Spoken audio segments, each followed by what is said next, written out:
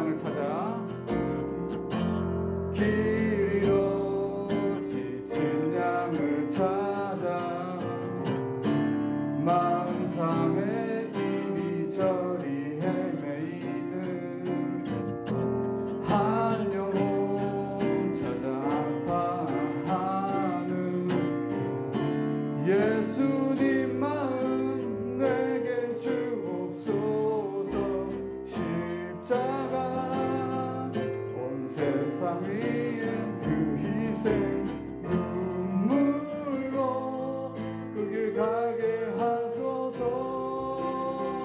생명이 또 다른 생명 낳고 주님 볼 수 있다면 나의 삶과 죽음도 아낌없이 드리니 죽어야 다시 사는 주의 말씀 믿으며 하나의 미래를 위하여 썩어지니 예수님처럼 살아가게 하소서.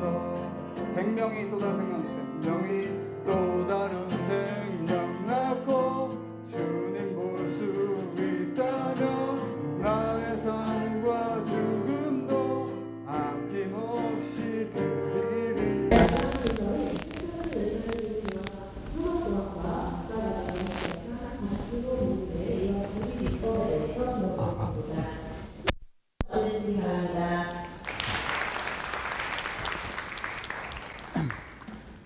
앞서 소개해 주신 대로 텍사스 A&M 유니버시티의 박사과정을 합격한 박준호라고 합니다.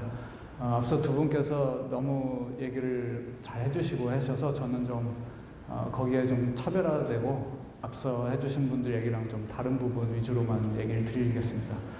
제가 2년 전에는 여러분처럼 앉아가지고 이런 설명을 들었는데 오늘은 제가 이렇게 발표를 하게 돼서 좀 감회가 새롭고요. 저는 이제 앞서 두 분은 석사과정이었는데 저는 박사과정이어서 여기 계신 분들 중에 박사과정이나 아니면 조금 나이가 있으시거나 아니면 좀 사회 경험이 있는 분들이 얘기를 들으셨을 때 학점이 낮거나 영어가 꼭 높지 않아도 갈 수 있구나 라는 희망을 좀 가지실 수 있도록 그런 위주로 좀 발표를 하겠습니다. 목차는 똑같습니다. 일단 제 소개를 드리면 학교랑 전공은 위와 같은데 사실 다른 분들에 비하면 학점이 높은 학점은 아닙니다. 절대로 이게 높은 학점은 아니고요. 단지 이제 제 경력이랑 기타 경력이 특이한데 일단 연구원이 고대 앞에 저기 홍릉수목원 근처에 있는 연구원에서 저는 학교를 졸업하자마자 계속 근무를 해왔고 기타 경력으로 이제 뭐 봉사활동, 뭐 공모전 그런 부분이 있는데 사실 밑에 있는 토플이랑 GRE 점수를 보면 앞에 있는 분들보다는 높은 점수가 아닙니다. 사실 뭐 그냥 턱걸이를 한 점수라고 볼 수가 있습니다. 그래서 저는 영어는 턱걸이에 맞추고 제가 할 수 있는 게 무엇인가에 좀 더 초점을 맞췄습니다. 총 10개 학교 중에서 그중에 6개를 붙었는데 그 중에서 저의 이제 학교 선정이 가장 이제 우선되는 조건이 뭐 랭킹도 랭킹이지만 펀딩의 수준이 어느 정도가 지원이 되냐. 왜냐면 저는 이제 가족과 함께 가기 때문에 펀딩이 어느 정도는 확보가 돼야지 이제 생활도 하면서 공부를 할 수 있으니까 풀 펀딩에 이제 펠로우십, 그러니까 일하지 않아도 받는 장학금 이 부분까지 주는 학교를 가장 우선시해서 30위 이내 대학들 위주로 잡아봤습니다.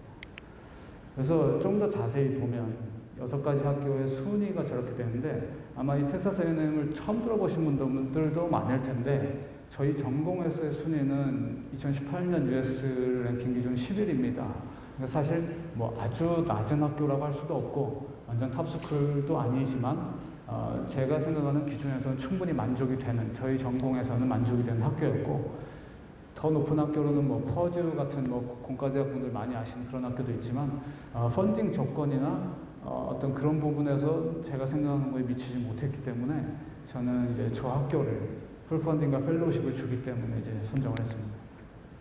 제가 전공할 부분은 이제 산업공학 중에서도 인간공학인데 쉽게 생각하시면 지금 여러분들이 모두 갖고 계신 핸드폰에 있는 설계 그것이 어떻게 썼을 때 가장 사람이 편하게 쓰는가 자동차도 마찬가지로 어떻게 뭐 자율주행차에서 사람이 차랑 인터랙션을 하는가 그런 부분이 지금 제가 가서 연구하게 될 부분이고, 또한 이제 자동차 사고를 낮추는 차량 안의 설계 요인이 무엇인가, 그런 부분을 합니다. 고대에서는 이과가 산업경영공학과 뭐 그렇게 부르는 걸로 알고 있습니다.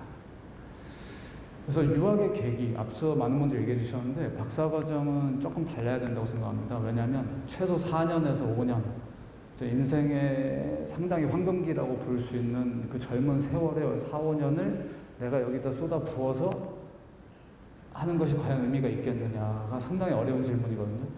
박사를 받는다고 해도 취직이 안 될 수도 있고, 뭐 교수가 안 될 수도 있고, 그런 부분이 상당히 많기 때문에 이 부분에 대해서는 정말 고민을 많이 하셔야 됩니다. 왜냐하면 이 부분이 흔들리면 가서 학업을 할 때 흔들리게 되어 있습니다. 왜냐하면 주변의 친구들, 후배들, 선배들은 다 잘 살고 다 알아서 회사 다니고 잘 사는데 나는 항상 연구실에 처박혀서 그 연구랑 실험을 해야 됩니다. 그렇기 때문에 최소 4년, 5년을 여기에 쏟을 만한가? 내가 학벌 세탁을 하고 싶은 건 아닌가? 아니면 그냥 미국 생활 하고 싶은 것이 아닌가? 한국에서 하면 안 되나? 그런 부분들을 수도 없이 고민해보고 하신 후에 그래도 하겠다 싶으면 하시는 게 제일 정신 건강과 육체 건강에 이롭다고 생각이 됩니다. 그래서 저는 그런 고민을 한 후에 밑에 있는 요 3가지, 이제 연구원을 다니다가 이제 석사로서 모자란 점에 대한 깨달음이 생기고, 그러면서 더 실력 향상을 해야겠다. 그 다음에 이 분야에서 세계적으로 교류를 하고 싶다. 또 최고가 되고 싶다. 이런 부분에 대해서 결심을 해서 지원을 했고요. 선정 기준과 절차는 앞서 말씀드린 바와 같이 거의 다 비슷한데, 이 절차 측면에서 이메일을 보낼 때 좀 간략하게 보내는 것을 추천드립니다. 많은 교수님들이 수많은 이메일을 받지만 3문단 이내로, 각 문단은 5줄, 첫 줄에서 중요한 문장을 말하는 게 아주 중요합니다. 그래서 예시로 제가 실제로 해커스와 같이 작업했던 화면을 가져왔는데, 이것이 왼쪽에 이제 지원한 학교, 그다음에 교수, 그다음에 색깔로 이제 표현을 했을 때 어떤 교수가 뭐 긍정적인 대답을 줬다. 이 회색은 참 슬프지만 무응답으로 아무도 대답을 해주지 않은 부분. 그렇고요. 다음으로는 또 이제 학교별로 이렇게 쫙 나열을 했을 때 가장 이제 유력, 이제 이 학비를 또 등록금 기준에서 이렇게 색깔로 구분을 해서 빨간색이 제일 비싼 학교, 빨간색이 제일 저렴한 학교, 그 다음에 데드라인은 언젠가, 영어 성적은 어떤가, 학부 성적은 어느 정도야 되는가를 같이 정리할 수가 있어서 직장생활이나 뭐 가족생활 할 때 시간을 많이 단축할 수가 있었습니다. CV도 앞에서 많이 얘기를 해주셔서 바로 예시를 설명드리면, 이게 제가 최종적으로 냈던 CV인데 작년 11월 기준이고, 이 CV를 만드는 데까지 한 4, 50번은 고쳤습니다. 그래서 제일 위에 이름, 그 다음에 주소, 그 다음에 교수님 봤을 때 첫째 줄에서 그냥 그 연구 관심 분야를 알 수 있게끔 해줘야 됩니다. 왜냐하면 박사는 정말로 이제 어떤 주제를 연구하느냐가 제일 중요하기 때문에 첫 줄에서 볼드체로 들어가고, 그 다음에 석사랑 학부 때 석사 때 특히 논문 지도 교수님이랑 그 논문 디펜스의 최어로 누가 들어오셨는가, 이런 부분에 대한 게 강조가 돼야 이걸 미국 교수님이 봤을 때 이 사람이 누구 밑에서 배웠구나, 그러면 어느 정도 실력은 되겠구나, 그러니까 어느 정도 이 도메인의 기준을 알고 있는 사람인가, 그 부분에 대한 거를 이 커미티를 보고 어느 정도 알 수가 있고요. 그 다음에는 밑에 이제 연구 경험, 이 부분에서는 직장이나 인턴이나 뭐 연구실, 랩에서 했던 것들을 중요한 거 위주로 써야 됩니다.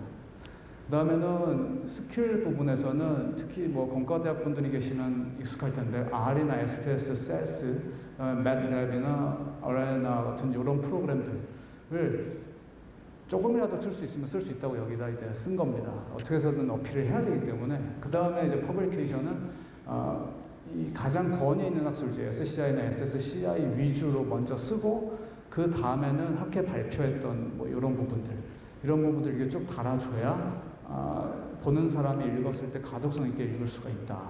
이런 부분입니다. 다음으로 SOP도 앞서서 좋은 얘기를 많이 해주셨는데, 특히 이제 사이언스 쪽을 하실 분들이나 엔지니어링 하신 분들은 아실 구조인데, 저는 IMRAD라는 이 구조를 썼습니다. 그러니까 IMRD. 이게 이제 뭐냐면, 이게 위키피디아에 쳐도 이렇게 나옵니다. 이게 뭐냐면, 도입, 연구 방법론, 그 다음에 결과, 그 다음에 뭐 함의. 그러니까 말 그대로 보통 논문의 일반적인 구조예요. 그 구조에 맞춰서 SOP를 첫 문단을 쓴 겁니다. 그러니까 SOP, 제가 실제로 제출한 SOP의 첫 문단인데, PhD 그 지원자로서 내가 입학을 하면 나는 뭐에 초점을 맞춰서 연구를 하고 싶다라고 이 빨간색 첫 부분에서 그냥 첫 줄에서 그냥 바로 나는 이걸 하고 싶습니다라고 얘기를 해야 됩니다. 왜냐하면 박사과정은 정말로 교수님이 딱 첫 세 줄 봤을 때 내가 이 친구랑 일을 했을 때 나한테 득이 있겠나 없겠나 그것도 고민을 하시거든요.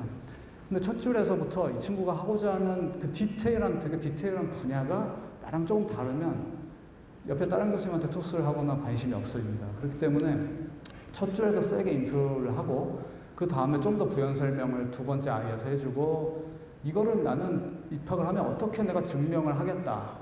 어떠한 연구 방법론과 내가 툴과 랭귀지랑 실험 장비를 써가지고 내가 어떻게 하겠다고 메소드를 제시하고 그 다음에 리서치 디스커션으로 이러이러한 함의를 얻을 수가 있을 것이다. 그러니까 미리 내가 가서 4년 동안 이렇게 하겠습니다라고 한 문단으로 써버리는 겁니다. 근데 이것이 교수님이 딱 보았을 때 자기랑 맞는 분이면 억셉을 하시는 거고 아닌 분은 이제 이런 SOP를 디클라인을 하시게 되는 겁니다.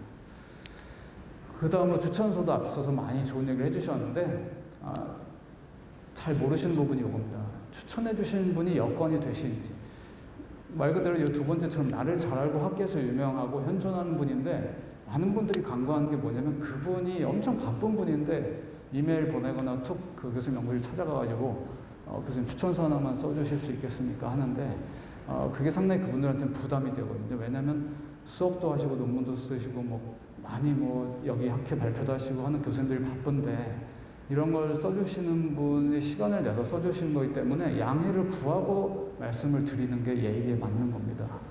그 다음에 가능한 일찍 그걸 이제 해야 되고 되도록이면 그분이 학교 소속이면 학교 메일, 그 다음에 웨이브 여부라는 게 그분이 인터넷으로 쓰셔서 제출하는 메일을 학생인 내가 안 보겠다는 거를 해야 됩니다.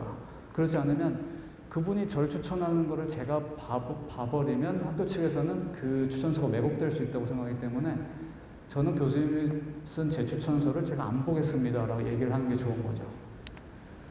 마지막으로 또 인터뷰는 앞서 세 개 얘기해 주신 부분을 스킵하고 이 파란색 부분을 보시면 인터뷰를 이제 스카이프나 이런 부분으로 대화를 하게 되는데 국내에서도 해보시면 아시겠지만 우리가 모두 쓰는 컴퓨터 환경이 다릅니다. 누구는 데스크탑, 누구는 노트북으로 하시고 누구는 핸드폰으로 하시고 이러는데 그리고 또 그 입력 장치, 마이크랑 스피커가 다 다르거든요.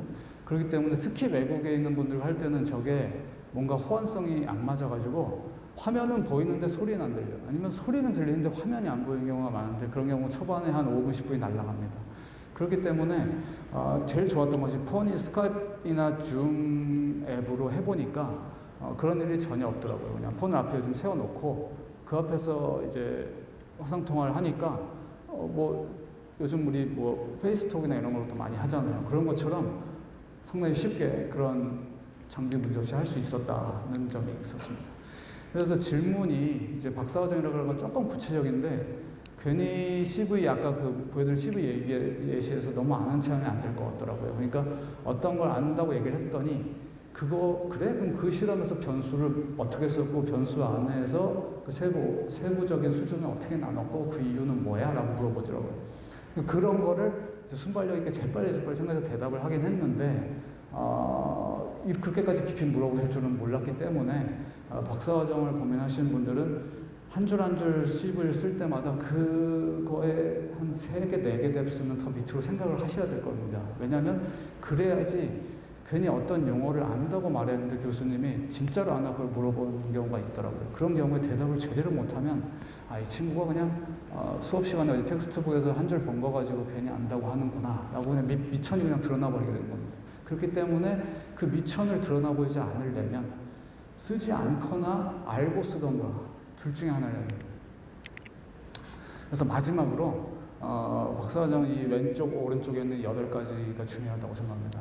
스스로 자문해보고 내가 이걸 해야 되는가 비교를 해보고 그러니까 박사과정 가는 거랑 국내에서 취업을 하는 거 아니면 다른 진로를 택하는 거 그 다음에 어떤 게 좋을지를 따져보고 결과를 예상해보고 그 다음에 그거를 지지해 줄 수 있는 종교, 가족, 친구, 지인 이런 부분이 필요합니다. 그래야지 결심이 흔들리지가 않을 수가 있습니다. 저도 사실 준비하는데 지금 2년 가까이 걸려서 드디어 이제 결심을 하게 되는데 그 기회비용이 적지 않습니다. 왜냐하면 그 잘 모르는 땅에 가서 정착을 해가지고 공부를 하고 새로운 사람들 만나고 하는 부분이 즐거울 수도 있는데 그러지 않고 그냥 한국에 남아서 다른 삶을 살아도 즐거움은 있을 수가 있어요. 근데 내가 정말 이걸 함으로 인해서 내가 만족하고 사회를 바꾸고 세상을 바꾸고 세상에 기여하고 내가 배운 거를 나 혼자 써먹는 게 아니고 이 세상을 좀 더 좋게 만드는데 쓸 수 있지 않을까라는 생각이 점점 커진다면 그런 결심이 드는데 그렇지 않고 내가 배운 걸 가지고 내가 지금 이 안에서도 그냥 살 수 있겠다라는 생각이 더 커져버리면 유학에 대한 결심이 흔들리게 되는 겁니다. 그렇기 때문에 흔들리지 않는 결심을 가지고 그걸 넘어설 용기가 있으면 추진하면 좋겠습니다. 네. 여러분들도 꼭 목표하시는 것을 잘 추진하셨으면 좋겠습니다. 감사합니다. 네. 또 인터뷰도 하고 뭐 그런 자네요? 인터뷰도 하고 끝난 게 다 끝난 게 아니구만. 바로 또 오늘 한 소감 어떠는지 뭐 이런 거? 네, 네. 저는 같이